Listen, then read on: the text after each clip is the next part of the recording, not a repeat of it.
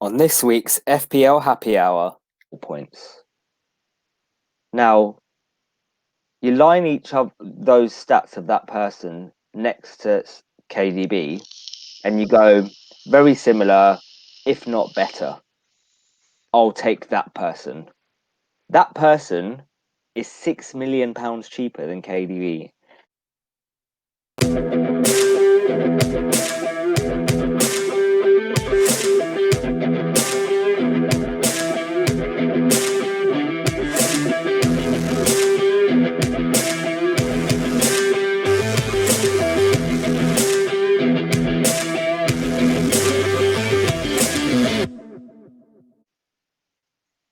Hello and welcome to the third episode of our podcast FPL Happy Hour with me, Sham, otherwise known as FPL 2 Guys 1 Cup on Twitter. And myself, Rob, otherwise known as FPL Panda. Great, Rob. How are you doing? Yeah, good. Very nervous about this week, but I think I've got through it. And just kind of looking forward now to a bit of normality with Game Week 20, hopefully. Yeah. Well, yeah, hopefully we do. I mean, obviously, there's a lot of planning by the non-casuals out there, and I guess in some ways it paid off, but we'll find out soon. So let's get stuck in. I guess before we do, let's have our customary ching. So cheers to you, mate. I'm on the wine tonight. You're one wine, and I'll raise you 2 drinks tonight. Oh no! Oh, you got your whiskey and your beer. Nice. Yeah, it's now, just for the benefit of those that's listening, it's now 14 minutes past 11 on Saturday evening, so it'd be rude not to have something else. Yeah, that is true. Right, we've got a great agenda for you all tonight. First of all, we'll be going through how our teams did for Game Week 19. We'll then go through our hot topics, which were chosen in the poll this week as KDB replacements and Leicester assets. And then finally, we'll go on to our weekly feature, Panda's Planner versus Sham, where we had our first matchup last week, and Rob's planner came up trumps, luckily. But more on that later. Luckily, Joker. Yeah, luckily it was lucky. More on that later. First of all, let's go through our teams for the week, and it just ended about an hour ago. So how did you do, Rob? Yeah, it was all right. I mean, I used the bench boost and it failed. I mean, I've got Martinez on my bench, but in truth, it should be Johnston. So you can look at my bench and it's 7 points, which is, it's a failed bench boost. But I think the big talking point of the week was someone that's going to be written into FPL folklore with his performance, and it wasn't Johnston, it was John Stones. Yep. With his 27-point game week, which is insane. Yeah. I was coerced at the last minute to captain Souček, which I think I got lucky in the end with only one return from out of 2 returns, even from Fernandes, Salah, and De Bruyne, and that both of those were assists rather than goals. And you were going to go with KDB anyway, right? So you only missed out on 4 points. So it's not the end of the world. Yeah. I mean, it could have been worse. And then tonight, Watkins, he did the business for me, along with Emi Martinez. I mean, we were never getting Martinez in for the Man City fixture. It was to hope that he'd get some save points and keep the goals down, which he did. It was all about the fixture tonight against Newcastle, getting that clean sheet locked in, which he did. But yeah, overall, a good week. 127 with the minus 12 in the end. So 115 net. I'm pretty happy. What's your rank like now? Down to, at the moment, the live rank is 251k. Very good, mate. So it could be somewhere up or down, but that's, I mean, 4 game weeks ago, yeah, like the turn of the year, I think New Year's Day, I was at 1.1 million. Wow, very So good. yeah, I'm really happy with how January's gone, to be honest. Um, Nice. how did you do? Well, my team are currently having a party tonight because they reached within the million club. So You're giving them the night off or I've the given morning them the off night off, tomorrow. mate. Yeah. I did. I got 126 points minus 8, so I think that makes it. I beat you by a point, which is a change. So I went from 1.4 million to 880k. That's decent. So yeah, I can't complain too much. Stones did the business for me, of course.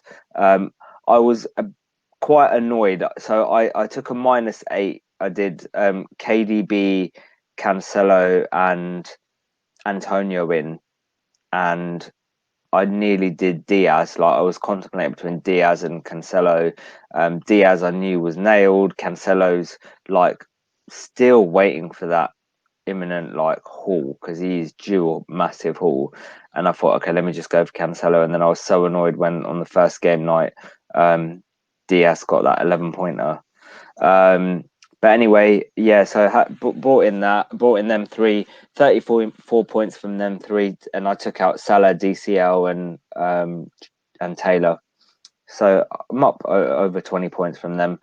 Also went Suchek captaincy. We were both coerced into it. Well, I kind of coerced myself into it. Had a private chat with David Strom, one of the guys who listened to the pod, and he was like, "I need a reason to captain Suchek," and I said, "What if I do it as well?" And he was like, "Deal." And then we managed to get you in on it as well. Yeah. So all three of us were on Suchek. It was a bad captaincy. I think we kind of knew that anyway, but we did it for the lols. And right, I mean, um, if he did haul, we'd be sitting here and you'd just have an hour of hearing us eat potato salad. oh, 100% without a shadow of a doubt. Um, without a shadow of a doubt. Just potatoes Uh, and mayonnaise just everywhere. so yeah, like I say, it could have gone. Excuse me. Whoa. Edit that out. It could have got a lot worse. Um, but in hindsight, I would have chosen KDB anyway as my cap, and he got what 8 points, so I'm only 4 points worse off. Antonio did the business, but now I've got problems. I had Vardy, and I thought he would haul, and he only got 4 points. And I've now got problems with Vardy and KDB. My bench boost was a fail, similar to yours. I thought I'd get at least one return from 3 Leeds assets, but I only got 2 points each. And then Johnston only got 2 points, so 8 points from the bench boost, which is a terrible, terrible bench boost.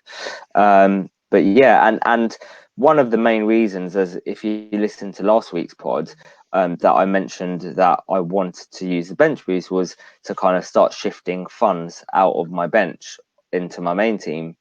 But with KDB now injured for 6 weeks, You're we shifting don't those need funds, funds. and yeah, you're shifting Yeah, those funds anyway. yeah, we don't need funds, and we'll talk about KDB replacements in our hot topic. But you know, we've got so much money now that really you don't need it. But yeah, so it was a bad decision. But in hindsight, I think I made the right move, but it turned out not to be correct. But you live and you learn, right? Yeah, no, I mean, at the end of the day, it's a huge green arrow. It's a Yeah, win, and it's a chip that is always tricky to play. Like, yeah, and it's the so I hardest can't. chip to use, isn't it?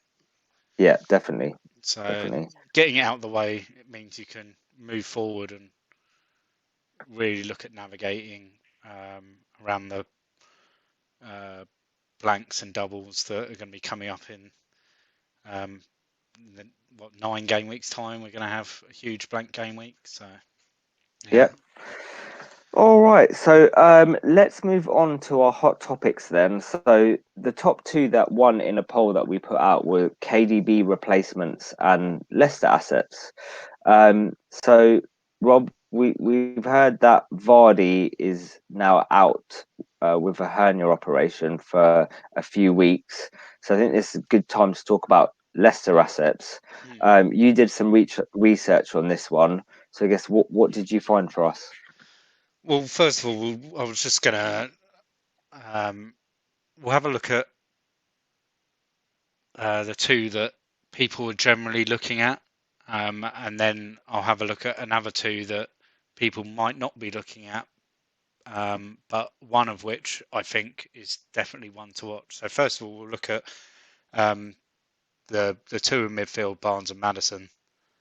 Um, both still relatively low owned. So Barnes at 6.8 mil, um, he's only owned by 5.1%, and Maddison is only owned by 8.7%. Now we spoke about Maddison last week, and he was he like about 4%, 4.5. So he's At the time, yeah. yeah.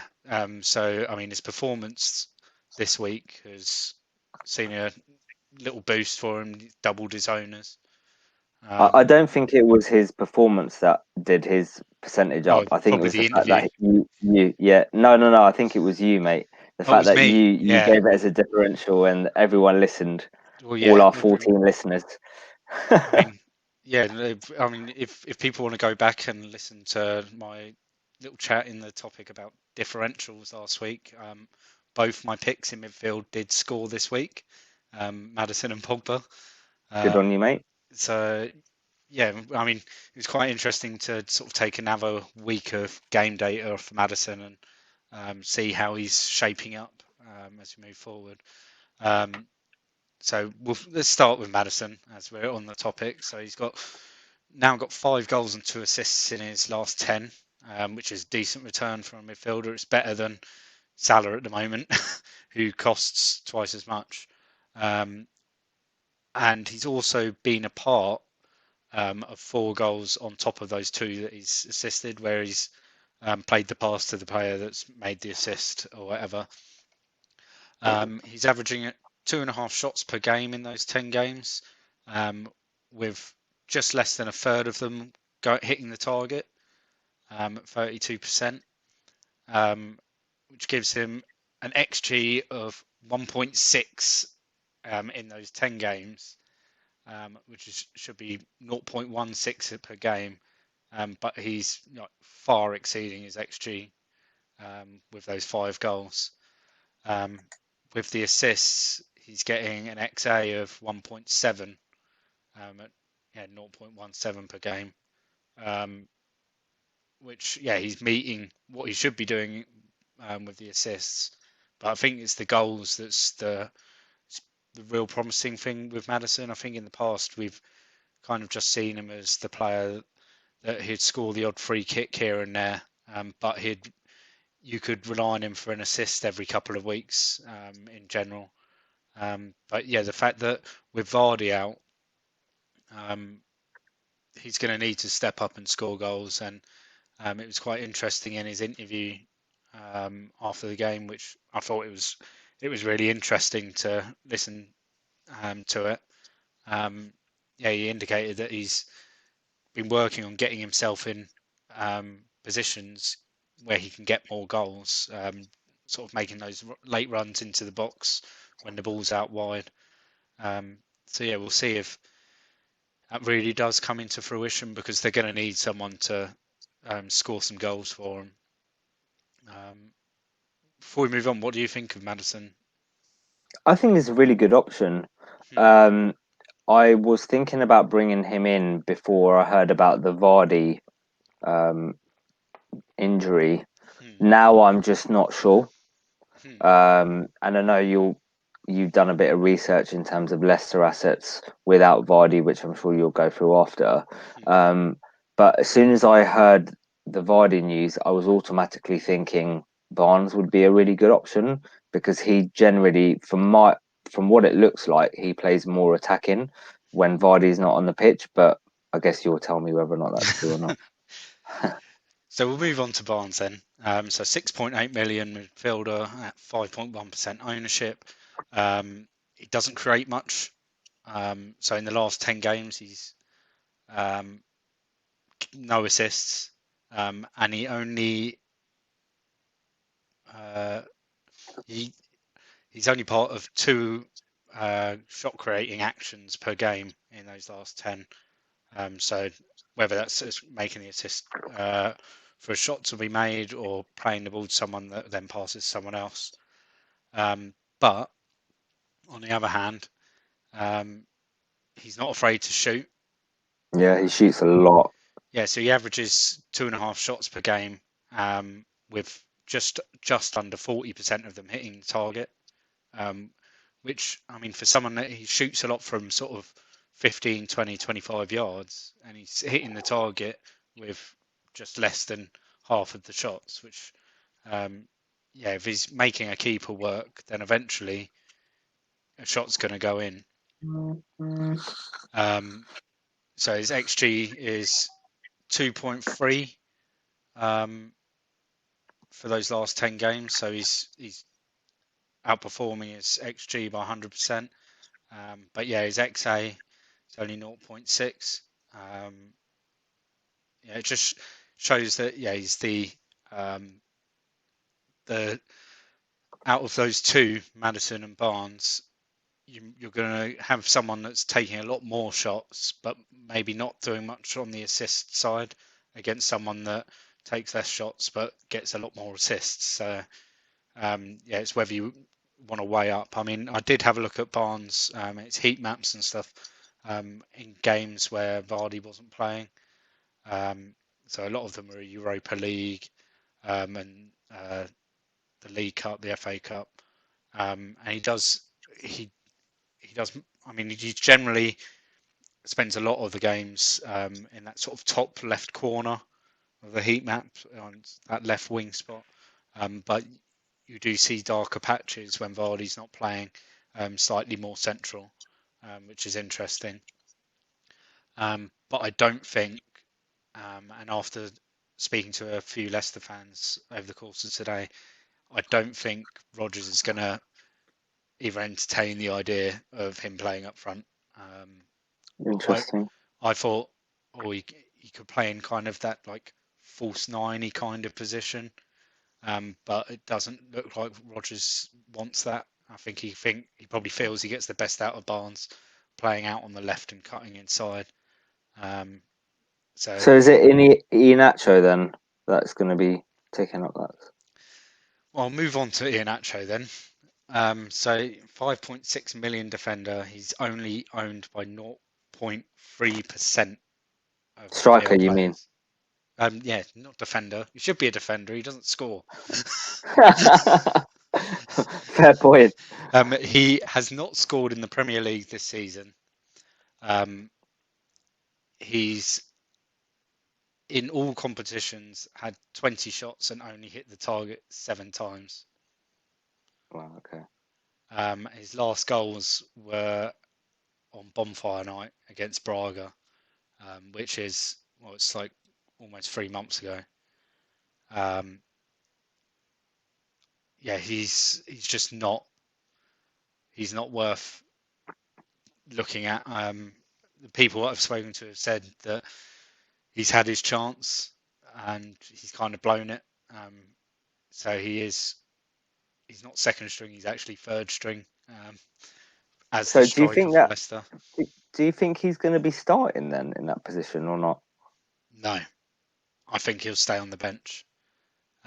So Or, I mean, the key thing, and this is actually something I spotted before I chatted to any of the Leicester fans, and I had a look at games that Vardy hadn't played, and interestingly, in their FA Cup tie with Stoke a couple of weeks ago, Vardy didn't play, Iheanacho didn't play, but Perez started up front.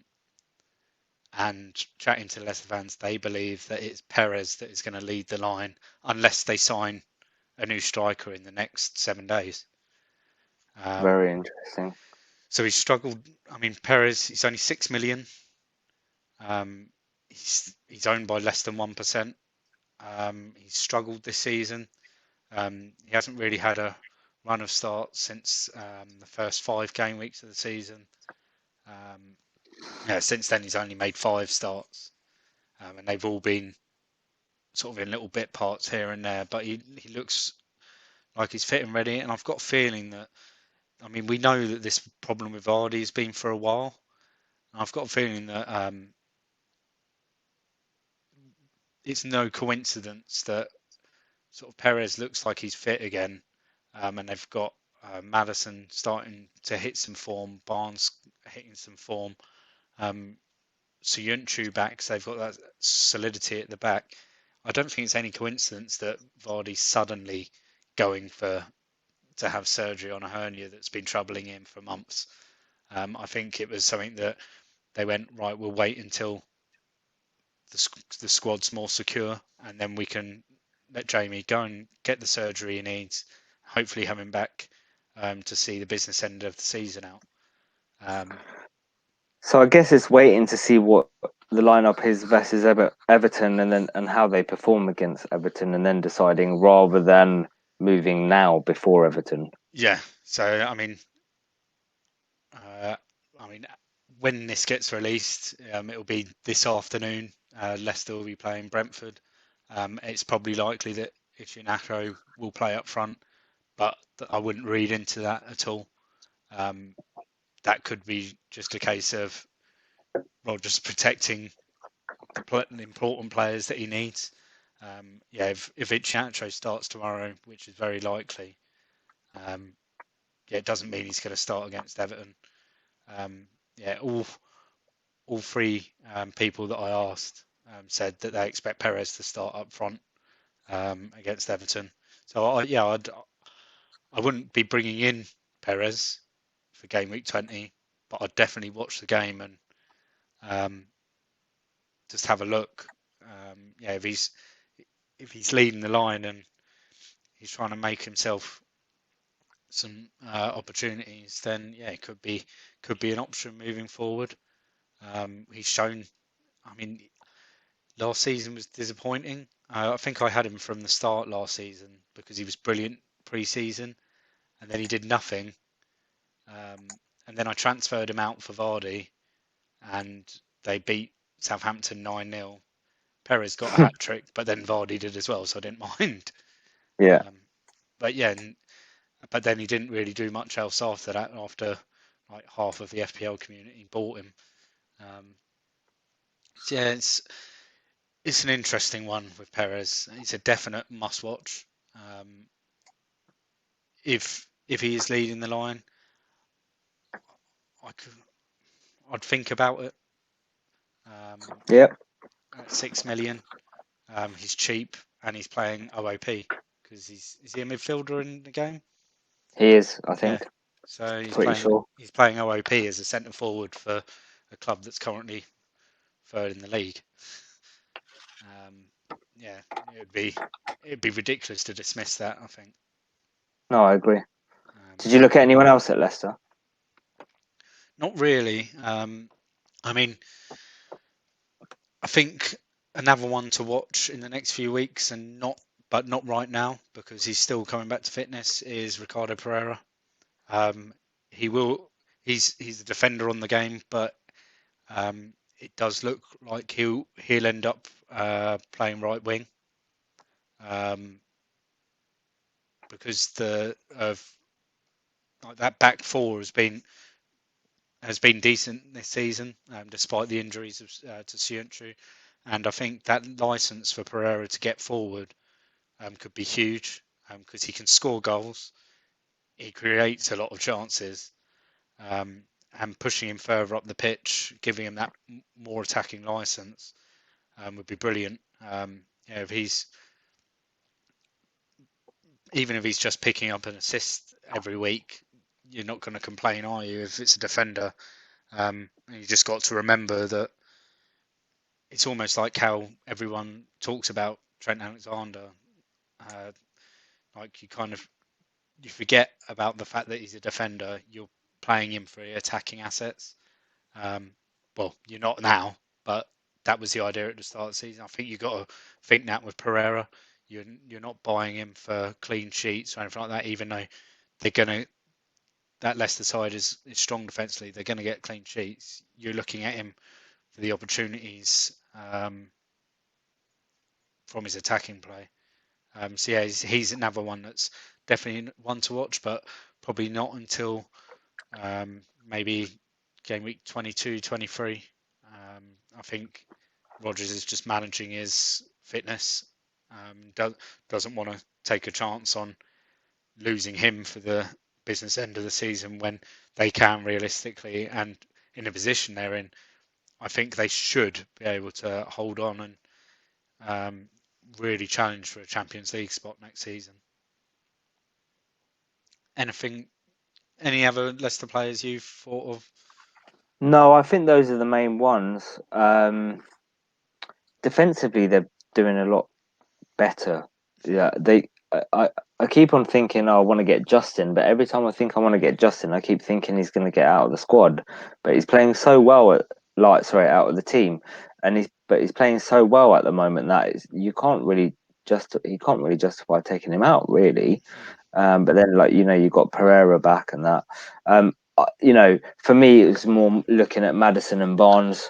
I'm going to now, because of the Vardy news, I'm going to give it until after the Everton game, and then kind of decide after that what to do. I mean, let's just bring up some of their fixtures.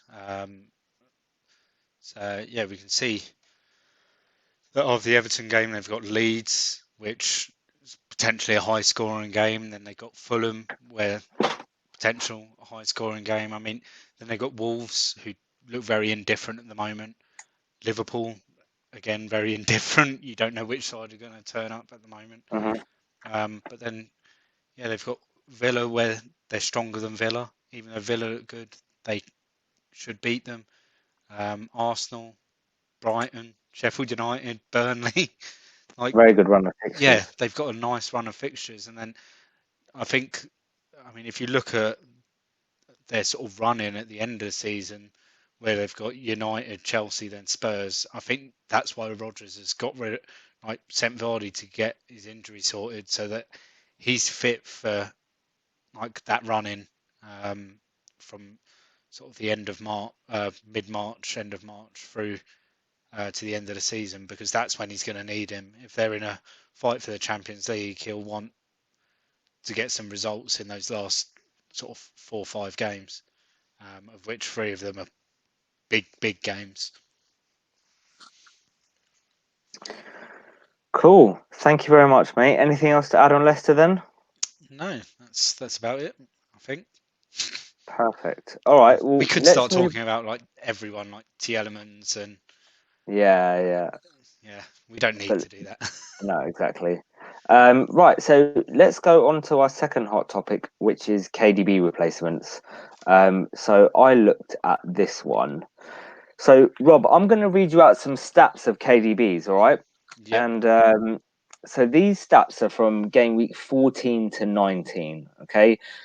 So over the last 6 weeks, including obviously the double game week, KDB's played 486 minutes, had 20 shots, 7 of which were in 7 shots on target, and 7 shots in the box. Had 5 big chances, an XG of 2.77, 4 big chances created, an XA of 2.64, and had 4 assists, 35 points. Yeah, decent. Yep. Decent. Now I'm going to read you someone else's, okay? 505 minutes, 18 shots, 7 of which were on target, 7 shots in the box, 4 big chances created, 4 big chances had, XG of 2.77, 1 big chance created, 4 goals, 1.77 XA, no assists, 44 points. Now, you line each of those stats of that person next to KDB, and you go, very similar, if not better. I'll take that person. That person is £6 million cheaper than KDB, and that person is Gundogan at 5.5 million. I was I, He's show I was thinking, I was like wondering, like, is he going along the Gundogan line, or is he pick going someone somewhere else completely random? different. Those stats are mad. That's crazy. Those numbers are Like just mad unreal. stats. 13 shots in the box out of 18 shots. Now, KDB's had 7 shots in the box. And he's been playing in the last few weeks, especially in that kind of like 9 position. 5 big chances KDB's had to Gundogan's 4. Like, that's mad to me. 1 goal KDB scored to Gundogan's 4. And I reckon if Sterling was posting those stats, We'd be jumping on most it. people you would be jumping on it, I'd have right? made the So transfer why? already. Yeah, exactly, right. If Sterling was posting their stats, we'd be like, yes, get on it. I think the fact that it's somebody that's £6 million cheaper, and it's generally someone that in the past seasons, and the beginning of this season, has been in that defensive midfielder role, because you always see him as kind of the CDM, don't you, Gundogan? But he's been given this license to attack a lot more in the last 6 weeks. And I guess the big question for me is, will that change now that KDB's out? So will Gundogan go back to playing in that more kind of, CDM type role, now that KDB's out, or will he continue with how he's been? If you compare those stats to the likes of Sterling and Foden, they're on a different planet. So, Sterling, 440 minutes, 11 shots, 3 on target, 9 shots in the box, 2 big chances, XG of 1.69, 29 points. Foden, he's played a lot less, 285 minutes, 10 shots, but 10 shots in the box, 2 big chances created, XG of 136, 30 points. So I think for me, I really would want Sterling to be posting the Gundogan type numbers because it's an easy switch. But I can't justify paying £6 million more for someone like Sterling when Gundo's like producing such good stats. And you have Foden there. Okay, look, he's only played 285 minutes compared to Gundogan's 505. I think he started tonight, didn't he, in the cup? Foden did. Yeah. So it's whether or not he starts again next week. Gundogan didn't start, so I think he's pretty much nailed. Pep's really funny with Foden. I think it's really close between Gundogan and Foden. I think I looked at Bernardo Silva's stats as well. They weren't great. 7 shots in the box, 8 shots in total, two big chances, 20 points over the last 6 weeks. So for me, if you're looking at just City, you're looking at, in my opinion, Gundogan or Foden, and my number one choice would be Gundogan. You then look at outside of KDB, and you look at what other options are there outside of City, Hmm. and to me, you've only got really Son or Salah or one of the Leicester boys that you spoke about. Now, to me, I want to see Leicester against Everton this week before I decide which Leicester asset I potentially want. You've got Son, who's posting okay figures. His XG is good, but he's only scored 1 goal in the last 6 weeks, which is surprising. So he's had 440 minutes, 11 shots, 10 of which are in the box, 7 big chances. So he's getting the chances, but then only scored 1 goal, which is really surprising, and 2 assists, 25 points. Salah, only 27 points. So, and we know what Liverpool's form's like at the moment. And, those who don't have Salah are thinking, do I go KDB to Salah? I came off Salah. I don't see myself going back. I could easily go to Son, as I think he's a good option. but if we look at fixtures and you look at the next three, especially, City have got West Brom, Sheffield United, and Burnley. Liverpool have got Tottenham, West Ham, and Brighton. Tottenham have got Liverpool, Brighton, and Chelsea. Now, I would want to move straight away if I'm going for a City player.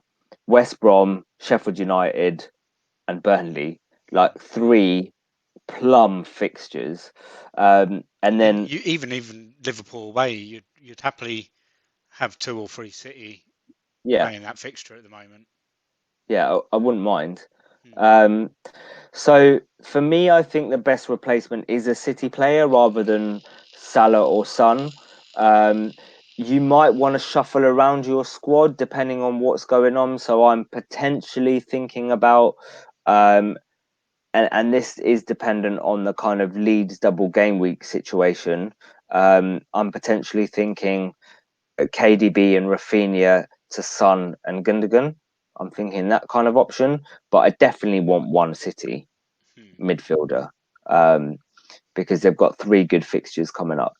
So yeah, I think it comes down to what your squad layout is, but I, I can't see with posting stats like that, and they're one. I think that they're among the best stats in the league for any midfielder at the moment.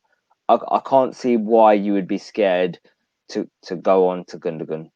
And at 5.5% owned, only 5.5 million. I can't see past them. I genuinely can't. Yeah, and with Um, De Bruyne out, he'll be on pens as well, won't he? yes, and that's one thing I forgot to add, and a main thing is he's going to be on pens. The only thing that you've got to kind of worry about is he now going to go, like I said earlier, into that CDM position? Problem is, you can wait until you see what he plays like in the West Brom game, but then you just missed a plum fixture, Yeah. and you've got an 11.5 million KDB on the bench until you decide what to do. Hmm. You know, um, so I don't know. What do you think, Rob? Yeah, I mean, Gundogan was someone that I was definitely considering this week. I mean, originally it was I was going to be getting rid of Salah and going down to one of the Leicester boys, but yeah, with the Vardy injury and then the KDB injury, it's meant I need to just watch Leicester for now and yeah, think about what I want to do with KDB.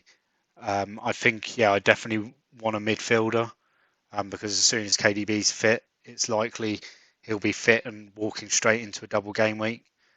Yeah, And I think when that's the case, and if City is still firing on all cylinders, Pep will play him and he'll start in both games. But yeah, manage his minutes. But like you could give De Bruyne half an hour on a pitch and he could come up with a couple of assists um, minimum when he's on his day.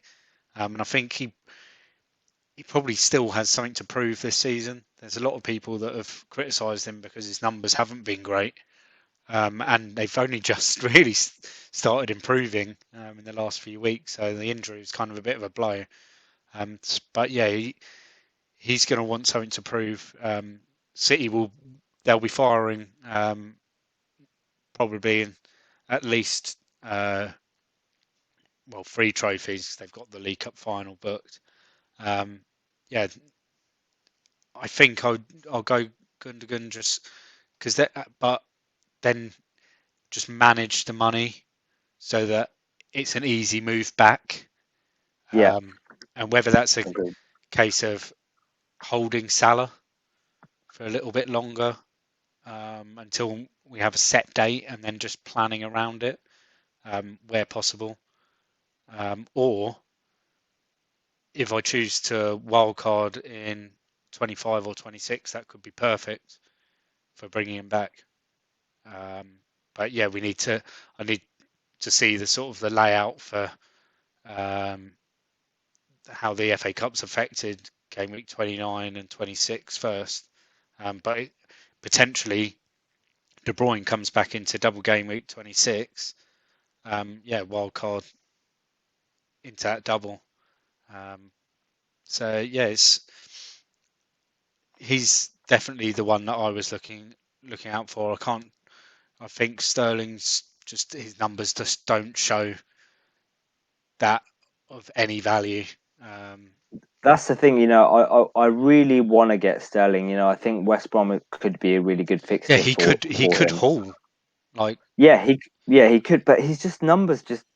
It's difficult. It's difficult. A lot of, let's say, casuals will just go for KDB to Sterling, um, because it's Sterling and he's the closest value into him. But yeah, his numbers just aren't there, so I can't justify doing that. it's. I think Sterling is there's the like least risk involved, like with having to move back to KDB if needed, etc. Hmm. But you're getting better value from Gundogan, and if you're looking at chasing your rank down, um, what better way than to get someone that's only owned by 5.4%? Because if City could just go and get a penalty in game week 20, and you've been justified in bringing Gundogan in. Yeah, Um, so yeah, I agree with you wholeheartedly. He's yeah the I think he's the best option to go for value wise, but yeah, maybe not the safest. yeah. Okay, well, that's kind of your roundup of KDB replacements. Let's move on to the Panda Planner versus Sham section. So the Panda Planner versus Sham is our new weekly feature. Last week, Panda's Planner won 40-35. What was A that? What was lucky the score? victory. What was the score? Sorry. 40-35, a lucky victory. Lucky I victory. needed Yes. I needed Firmino and Salah to have one return between them, and they didn't. So it's 1-0 to you, Rob. So moving swiftly on, let's move on to this week. um, so we thought rather than going through a review of game week 20 match by match, it'd be good to do it in a fun way, of our top picks and then discuss them after. So for those that don't know, Rob has created a transfer planner with projections, and each week I will face off against the planner, choosing my top 5 players for the week. Now, we haven't prepared any of this, pre-prepared any of this, other than what we've written down. So I don't know who Rob's chose, and Rob doesn't know who I've chose. It's a draft style pick, and we can't have the same players. The first person to choose is decided by a coin toss. It's a 1-1-2-1 formation. So one goalkeeper, one defender, two midfielders, and one attacker. One player must be under 5% owned. One must be under 10. One must be under 20, and the two that are left can be any percentage. If you wanted to, you could choose 5 under 5%, for example. We pick one at a time with a 1 minute clock. But as we saw last week, we didn't really need a minute.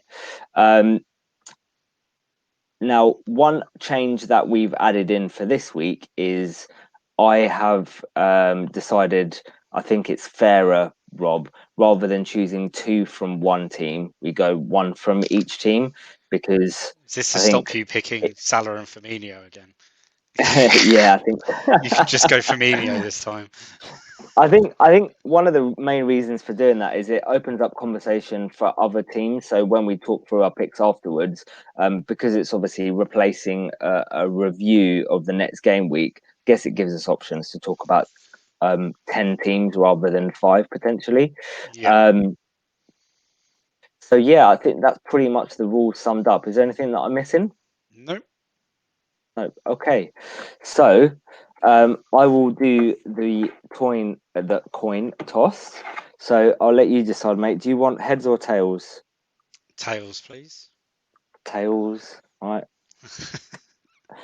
It's tails again, mate. So 2 first weeks in pick a row. again. Oh wow. Yeah, it's your first pick again, mate. So first pick this week, Bruno. Fucking hell, he was my number one pick. Bastard. Okay. Bamford. Bamford. Then we've got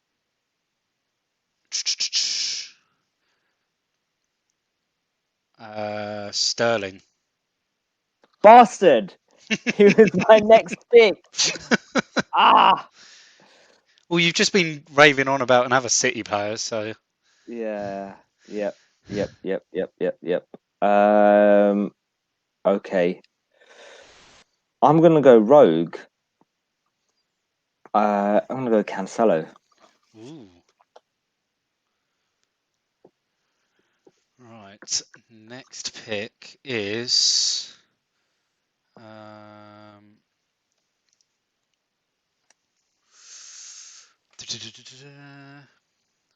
can't go with any midfielders.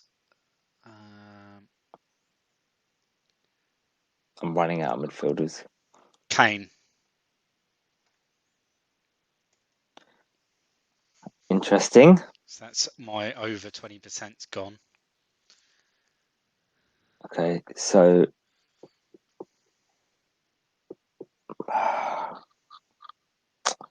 okay, I'm gonna go for. Oh wow, 2 midfielders. Okay, I'm gonna have to go rogue again. You're gonna smash me this week. Oh no, I can't because I've chosen Bamford. Fuck. I was gonna go Rafinha. Okay. Bowen. After his goal the other night. So got to go defender. Has to be either under 5 or under 20. Can't be City. Can't be him. So Scott Dallas. Oh, I'm struggling. Fuck. I'm struggling. Because all my list is taken. I've got one other player that I can choose on my list. Let's put some fixtures up for you, and you can. Oh, I haven't got much time. Right. You've got about 30 seconds left. Okay. Okay, I'm gonna have to go rogue again. I'm gonna go Lookman. Ooh. So now I need just a goalkeeper under 5%. Is that correct? Yeah. So Areola. Okay.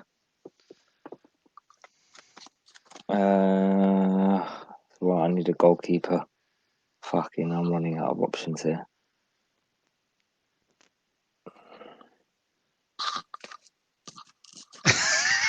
Oh God, I'm struggling. The pain in your face at The the pain, moment. mate. I'm struggling. Oh, do you know what? I should have You fucked made a up somewhere, mistake haven't here. you? Yeah, I fucked up. Okay, I'm gonna go De Gea. I think it's a safe Oh, option. actually, can I go De Gea? What's his ownership? De Gea's ownership at the moment is 4.9. So yes, you can go De Gea. So wow. Okay, You going I'm De Gea? absolutely. Yeah. Let's go De Gea. I I'm think he's getting good. murdered this week. He's good for a clean sheet, surely. Yeah. So you've got Areola in goal. Right, let's go through these. So That's our 5v5 done. So you've got Areola in goal, Dallas in defence, Bruno in midfield. Who was the other midfielder? Sterling. Sterling. And your striker was Kane. Okay, so Areola, Dallas, Bruno, Sterling, Kane versus De Gea, Cancelo, Lookman and Bowen and Bamford. I'm getting battered.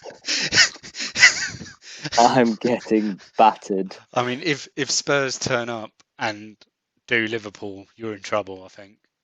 Yeah, Uh, I'm getting battered. Yeah, I wasn't prepared enough this week, mate.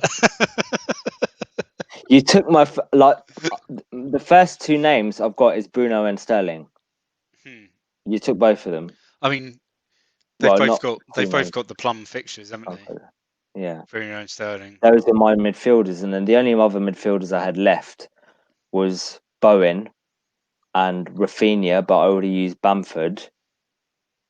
I should have gone Rashford, to be honest, but I forgot about midfielders. But yeah, anyway, Yeah, let's see how this goes. Rashford was third on the planner list of midfielders. Yeah, projected 7.19 points and 13% owned. So why did you go? So talk us through your team in terms of why you chose them, or I guess let's talk through the fixtures a little bit. So Fernandez, yeah, obviously Plum fixture. yeah, he's at home to Sheffield United. He's currently he's projected at 10.12 points, which you kind of expect it to be a double-digit haul because he's been quiet the last couple of weeks. But I wouldn't be surprised if he gets a goal and assist, and then 3 BPS on top of that as well this week, because I think he's due because he's been quiet. He's due another haul. But I mean, even the other night, he's still got. Did he get 2 assists in the end the other night? One. He got 1 assist. Yeah. Yeah. So let's move on. Sterling projected at 7.27, only 6.2% owned. But I mean, as we were talking about earlier, I'd probably like to take a gamble on Gundogan over Sterling personally, but it was the algorithm that picked it, so I can blame the algorithm. Yeah. Kane, I think it's an interesting one. I think it's more because of his consistency. Generally, if Spurs win, he picks up the BPS. He's only projected 6.83, which, I mean, you're looking at an assist, and he'll be there or thereabouts, probably. And then it was Dallas. Newcastle's attack just looks non-existent at the moment. Although St. Maximin did make a cameo this evening, so whether that improves with his return, we'll see.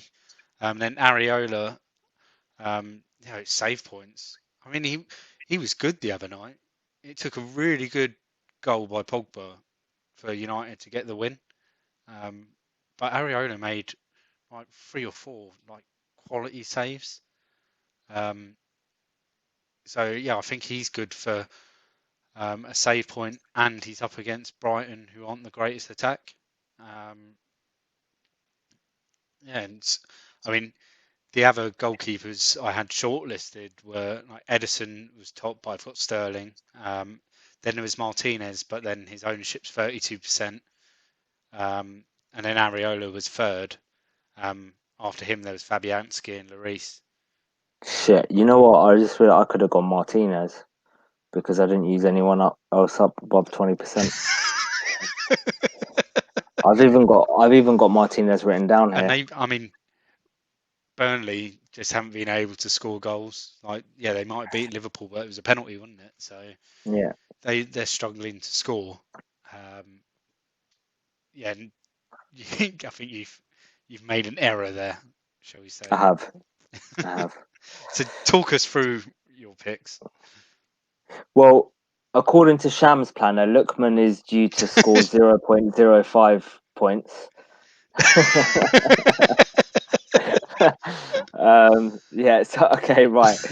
Let's go through it. So I went Bamford first because I think they're going to smash Newcastle. I think that could easily be like a 5-2 game or a 5-1 game or something. I had Interestingly, Rafinha. Yeah, he's second on my shortlist of forwards. okay. So Um, I think I had Rafinha on my short list as well. But obviously because I used Bamford, I couldn't use Rafinha. My next pick, Cancelo. So obviously I can only pick one Man City. I do think Cancelo does outscore Gundogan if he plays. And he didn't start today's game, so I think he does play. And he's due a haul. Like we've been saying it for God knows how long, but he is due a haul. And I can't see West Brom scoring, so I had to pick Cancelo. I think he just was the best option if you keep picking Cancelo, then like, at one point. yeah, In the year I mean, 2060, he would have hauled, right? at the moment the planner, I mean, he's there or thereabouts, but Diaz and Stones are miles ahead at the moment um, for the projections. But the moment Cancelo hauls, he's he's going to be like one of the top picks for the planner. So just keep picking him.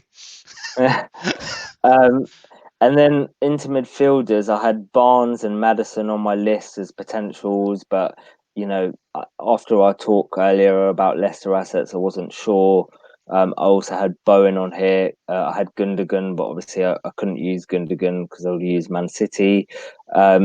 So yeah, so that's why I went Bowen, and then Lookman was an option as well. And at this point, I didn't really have anyone else from a midfielder point of you view. just picked like a name out of the hat. So It's I like, just went Lookman, oh, one point five percent. who scored a few points last week? Oh look, Yeah, he did. but they're playing Brighton. I can he see that game being like 2-2 or something like that. he didn't he start up front against United Yes, he as a did. lone striker. Yeah, he So did.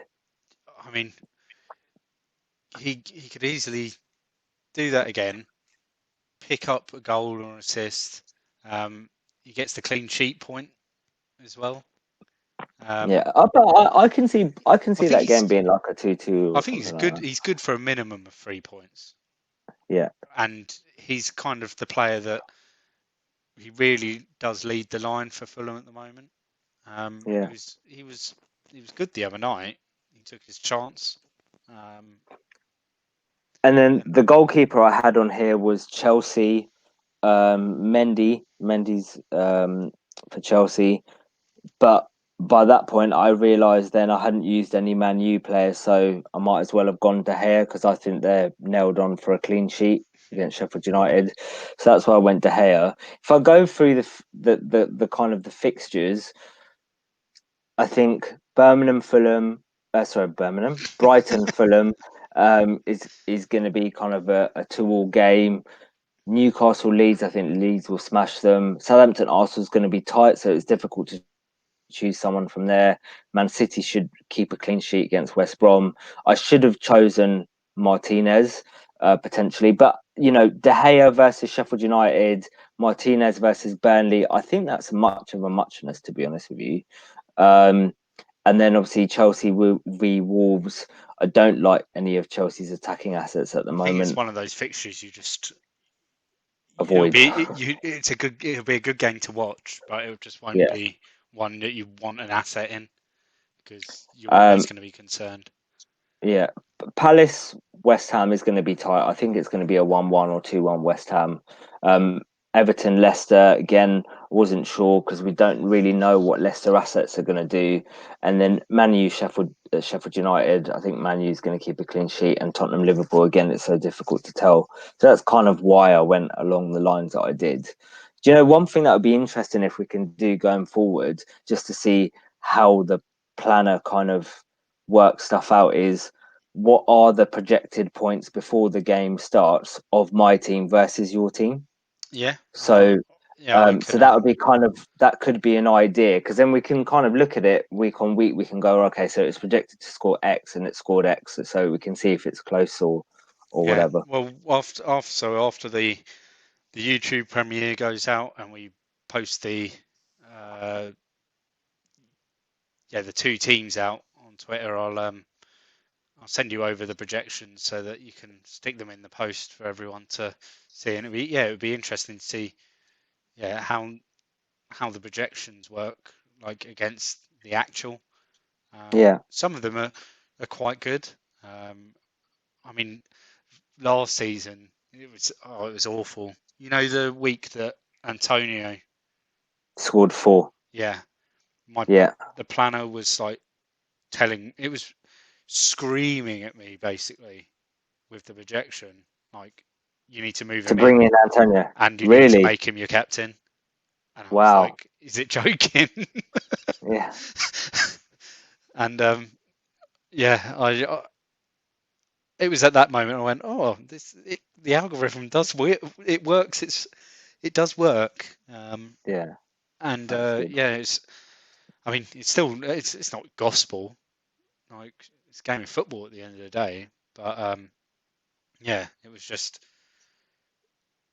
was the worst moment. Like you created this tool for yourself, and it's Then you've just gone against it. yeah, it's told you something that. I mean, how many points did he score that week? 24, something like that. So, Scored and I've 4 goals, captained didn't him. It's 48 points that I didn't have, he? Yeah. and yeah, it's just stupid, just an idiot. Well, that's the Panda versus Sham for this game week. So I guess before we wrap up, Rob, what's your kind of plans on transfers and captains this week? So yeah, I'll be. It's going to be KDB, and it'll probably be to De Bruyne, and I think. KDB to who? De Bruyne. Oh no, Gundogan, you mean? yeah, Gundogan. Yeah, yeah, I'll bring. Yeah, I mean it's late. It's 25 past 12.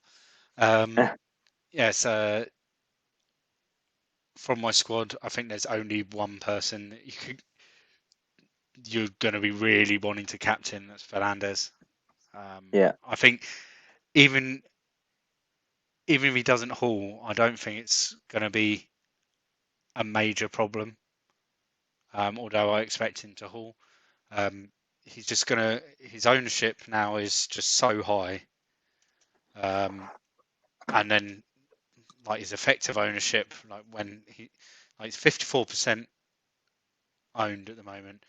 You expect somewhere close to 80 to 90% of those people that own to captain him in game Yeah. week 20, wouldn't you?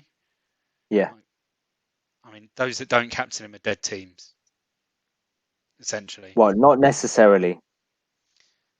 Not necessarily. Well, I will talk about that when I talk about my captain. oh, ooh, Ooh. ooh. Are you Um, getting excited? I think I know where you're going with it, but yeah. So I'm 99% sure that on Tuesday night I'll have Gundogan for De Bruyne, and I'll have the captain on Fernandez. And 6 million in the bank. And yeah, 6 million just waiting to be spent on probably. I think it's going to be Souček up to one of the Leicester boys, if I'm proven right, Yeah. like either Madison or Barnes. I think it's quite interesting with Antonio back. I don't think. I think it was James from Planet FPL said on their pod yesterday or the day before. Souček's all of his goals in the league have come when Antonio hasn't been on the pitch, Yeah. Apart which from the Everton game. which is a crazy stat. Yeah. Um, so yeah, I, I think he'll be. And you noticed it the other night. He does drop. He's dropped a lot deeper. Doesn't make those runs into the box and that could be. I mean, they were quite comfortable, so he didn't need to be up there. So yeah, I think I'll probably move him along, and then at some point, I think after the run of decent West Ham fixtures are over, then it'll be bowing down to someone like the Croydon De Bruyne to then He's free a up good the option. funds elsewhere, and that will help with then going back from Gundogan to De Bruyne when he's fit. Yeah, Yeah, I think it's going to be a case of in 5, 6 game weeks time, making sure that I have got that money sitting in the bank, because the moment, ready to go. yeah, because the moment we see him back in training and like training with the full squad, and that, then you'd think maybe not that game week, but the game week after is the week to then bring him in. So yeah, that's how the plan's looking. I mean, for all we know, COVID could just wipe out Fuck it all the all up. plans. Yep. But it's nice at the moment. It seems to have calmed down a bit in the Premier League. I Yep. think yeah, there was the like Christmas and New Year celebration aftermath that may have caused it. But it seems to be very small isolated incidents. Like this week, there was Aguero, which I mean that concerned me when that announcement came. Because then I was thinking, here we go, like we're going to walk into game week 20 and I'll be De Bruyne's injured, Diaz has got COVID, Stones has got COVID, and I'll be in a world of hurt. But yeah, it looks like that's calmed down now, with the new FA protocols that they brought in at the beginning of the month, or a couple of weeks ago, to sort of really tighten up on any potential transmission within squads. So fingers crossed that's the worst of it over for football anyway. So my transfers. So I've got a KDB problem and a Vardy problem now. So initially I was going to roll, but I can't now, obviously. So it looks like I'm going from rolling to taking a -4. And my initial thoughts are KDB to Gundogan and Vardy to Kane. But I need to do some more research before Tuesday just to kind of work it out. I know Kane's coming up against Liverpool, but as your planner suggested, you know, I can't see why Kane couldn't score against Liverpool. And then he's got a good couple of games after that. I So, mean that um, Liverpool defence, like you've got to think that. I mean, Matip, even the other night, Matip looked like, Dodge. yeah, you don't. He's supposed to be like, he's the first choice centre half at the moment, so he's got to be leading that back line, and you cannot see that from him. And then when Barnes got through, and I mean, you knew something like that was going to happen, that Burnley were going to get that one-on-one opportunity, which they got, and Barnes won the penalty. Like, I still don't. I'm not sure it was actually. I'm not sure how much it was a penalty. Like, the ball is not going to be in play. Oh, as soon as you touch a player, Yeah, I like mean, a I goalkeeper don't know. I gets, mean, it's that's got coming to be a from, penalty. because I was a goalkeeper. It's like I don't like it as a penalty. Um, Yeah. but yeah, it was coming for Liverpool, and they just looked so stale up front. So yeah, I would be wouldn't be surprised if Kane didn't come away with a return, but I'd expect him to probably get a return of some form. Yeah. So that's what I'm thinking at the moment. In terms of captaincies, the obvious option is Bruno, as you discussed. However, can you guess who I'm thinking about captaining as a rogue option? Cancelo. Correct. Well, I think Um, you've got the clean sheet in the bank, haven't you? More or less. yeah, I think so. I'm thinking that as a rogue option. Is it a stupid option? Maybe it is because everyone's going to be going Bruno. But it is. I am thinking about it. I mean, I'm probably like 25% Cancelo and 75% Bruno, so I'm still kind of on the Bruno camp. But yeah, I just need to try and think about what it I is that think I want to do. if you get an assist out of Cancelo and a clean sheet, happy days. Yeah, yeah, Um, that's the thing. Because even if Fernandez just gets an assist, um, yeah, you've beaten him. I think this Um, may be a really low scoring game week, to be honest. yeah, I mean, there's there's a couple of fixtures where I think Leeds will get a few. Um, I think United will just be like maybe 2-0 or even 2-1. I could see them conceding first and winning 2-1. And then City, since they played Burnley, they haven't really looked like they're going to completely rip someone apart. Was it Burnley when they won 6-0, 5-0? 5-0, yeah, Burnley. When was that? Mid-November, beginning of November. But they haven't really looked like they could rip anyone apart. Although, I mean, the other night against Villa, that could have easily been sort of 5, 6, or 7 on another night. Hmm. But then Villa could have had 2 or 3 or 4 themselves. Um, yeah,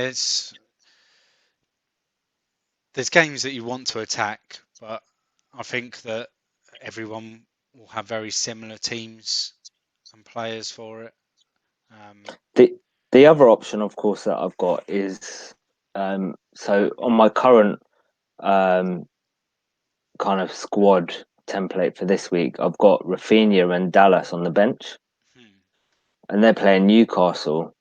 So the other option is I could just bench Vardy and De Bruyne and bring in Rafinha and Dallas, and then just do a mini wild card next week for a -4. But do I want to have KDB on the bench and Vardy with so much value? That so yeah, I just need to think about it. yeah, I mean, Um, even that it doesn't. Like, you're just having that but week of extra information, aren't you? You're getting out of yeah, I it. So mean, you're getting that as I Leicester said earlier, information. You're getting that Gadonga information. yeah, If there's any other injuries that could happen. yeah, But then, if you do get another injury to your team, then you're forced to make that move as well. Like yeah. you're taking a -4, like say Grealish or Sufal or Antonio get an injury, you're forced to make that move as part of it. Um, I think I'll definitely move on KDB for Gundogan, and I might just bench Vardy and sort that out afterwards. what's your thinking So, with Robertson in the long term? um, you know, as bad as Liverpool have been playing, defensively, they haven't been, apart from the Burnley game, they haven't really been conceding a huge amount. Hmm. So I'm not really concerned right now. I was thinking to take him out before I heard about the KDB news just because of funds, but I don't need funds. So I'm happy to keep Robertson in there for now. I Um, mean, yeah, I think my only gripe with it at the moment is the problem with attacking wise. He's not for that price. You want attacking returns like no, you're right. every 2 or 3 weeks. You're right. Yeah, you're right. And that's why you're paying that premium for Robertson, aren't you? Because between him and TAA, they're assisting. One of them's assisting every single week, and you're not getting that from Robertson at the moment. Um, and I think it's down to the fact there's no stability in defence. He's not being given that license, but then also up front, that front three they're so out of sorts at the moment. Um, they're they're not taking the chances they're getting. They're not moving into the right spaces. When they're getting the ball, they're not making the right decisions, etc. And it's just, I mean, it's absolute shit show up front. And the likes of Robertson, I mean, we could. talk about TAA and like his spamming. It's like playing FIFA 2021 with TAA, like just constant, like just spamming the cross in the box, and it's not working, not working at all. And it's Wow. yeah, it's just affecting Robertson as well. And yeah, I'm not sure. Like moving forward, I'd want like they've got Spurs, They've got a tough run of fixtures, and to then be they've honest. got West Ham away, and I think Brighton at home. You'd like to think they'd keep a clean sheet, but then they've got City, Leicester, Everton. Like those three games, I don't want any Liverpool assets. Hmm. Um, I, I, if I've got I mean, if I've got Salah and two defenders, I'll be looking at getting rid of the two defenders before I get rid of Salah. Um, yeah, it's just, I mean, it would be very brave to hold them right now. If you've got more than one. But yeah, maybe seeing the next couple of weeks, see what happens. Yep. But until Well, there's that stability in the back four and that front three gain a little bit of confidence, I'm not sure about it. well, we shall see.